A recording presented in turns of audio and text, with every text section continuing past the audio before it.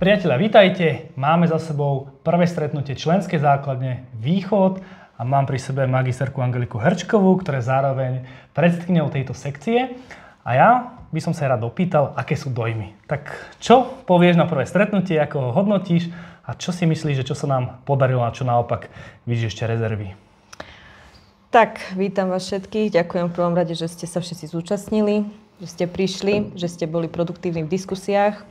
Takže nadviažem na to priamo, že som veľmi rada, že sa zapojili ľudia do jednotlivých tém, zazdieľali si svoje skúsenosti, aj keď sme všetko nestihli, takže vidím nedostatok v tom, že potrebujem asi viacej priestoru a času a častejších stretávaní sa s poskytovateľmi, aby sme naozaj prebrali všetko, čo potrebujeme, koľko tých problémov je a že tých problémov je naozaj veľa a sú obdobné. No a dojmy mám dobré, som príjemne unavená. Príjemne unavená, áno. Myslím, že sme zvládli aj tak organizačne, aj celkovo ten priebeh toho celého bolo, takže nikto nikdy nebol ticho. Vždy sa niekto ozval nejakou pripomienkou, nejakým nápadom, nejakou skúsenosťou, takže verím tomu, že takto budeme pokračovať aj naďalej. Pozreli sme si aj evaluačné dotazníky, takže celkom sú dobré hodnotenia.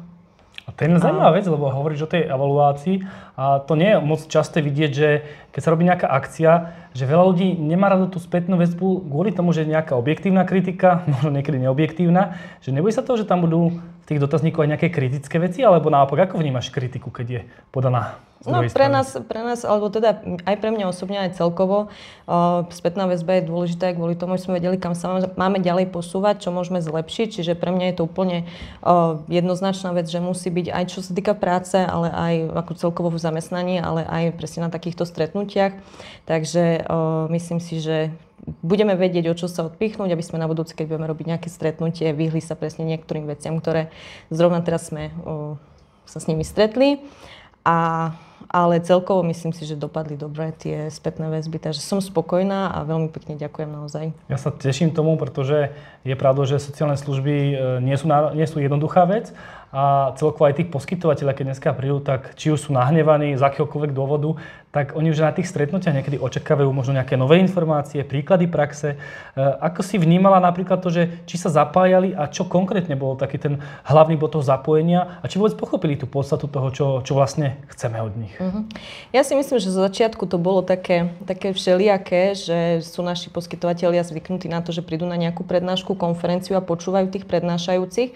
Práve že tu bol ten priestor na to, aby sme si sami vyjadrili tie skúsenosti, vymenili si tie príklady dobrej praxe a kým sme sa naozaj k tomu dostali, že ako to vnímajú oni, ako to majú oni nastavené v tých zariadeniach, tak tiež prebehla nejaká tá diskusia o tom, áno, ale koniec koncov, ako myslím si, že pochopili tú podstatu toho, že tu nie sme preto, aby sme niekomu rozprávali, ako to majú robiť, ale aby sme si povedali navzájom, že čo by sa dalo, ako to majú oni v tých zariadeniach urobené, aké majú oni skúsenosti a myslím si, že to bude. Napríklad aj s tým, že nejakým negatívnym hlasom alebo kritikou, že ako toto vnímaš?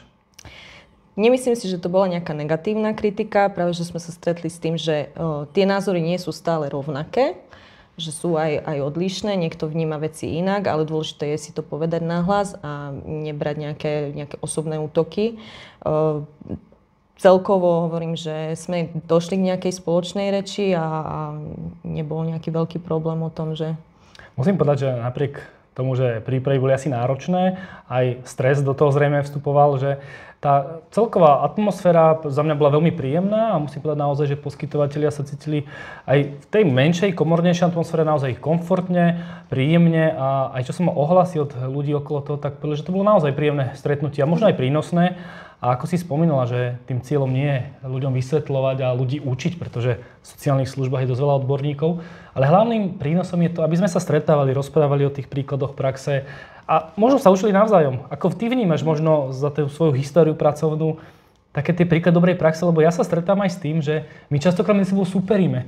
Ako keby hľadáme, kto je ten lepší a kto niečo vie a snažíme sa niekoho vždy na ten piedestal dať. Že či máš takúto skúsenosť aj v tých sociálnych službách? Určite mám, vnímam to aj čo sa týka toho online priestoru, aj v niektorých komentároch, aj možno že aj na iných platformách.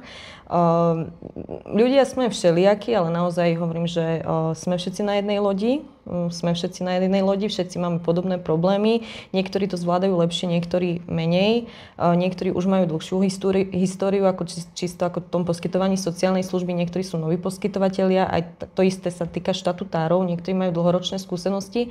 Niektorí až tak veľa tých skúseností nemajú. A čo ešte by som sa chcela vrátiť k tomuto, čo sme sa predtým bavili, že aj keď áno, niektorí sa vyjadrovali častejšie aj počas toho stretnutia, ale som bola rada, že aj keď sa ukončilo to stretnutie, že ešte potom tí, ktorí možno sa nebáli vyjadriť sa počas toho stretnutia, tak aj tak prišli za nami a ešte sme si nejaké veci rozdiskutovali, hej, boli rádi za to, že sa mohli takto stretnúť, porozprávať sa a tiež, že budeme naďalej v kontakte, čiže rozdali sme si kontakty, niektorí požiadali aj o prezentáciu, aby si vedeli pozrieť ešte, čo ďalej sme nestihli, lebo naozaj sme nestihli všetky témy, takže ja veľmi rada určite pošlem, sú to len veci, ktoré boli shrnuté z tých protokolov, vypichnuté, nejaký taký ten súhrn toho celého, takže nemám problém, aby sme to ďalej posúvali. To sa mi veľmi páči, pretože naozaj je prínosné, keď ľudia majú možnosť získať informácie a hovorím vždy, že nie je dôležité mať iba jeden zdroj, lebo sami vieme, že ten jeden zdroj nie vždycky musí byť správny, ale keď máme možnosť tých zdrojov viacero a vieme si vybrať to, čo pre nás vyhovuje, lebo tak ako si spomínala, každý sme iný, každý má nejaký iný názor a presne aj tej sociálnej službe o to ide, sme každý iný a je dôležité sa rešpektovať. Čo možno takou vetou alebo nejakým slovom na záver, tak keby si zhrnula to stretnutie a čo by si zaželala na to ďalšie a poprípade ďalšiu aktivitu na východnom Slovensku?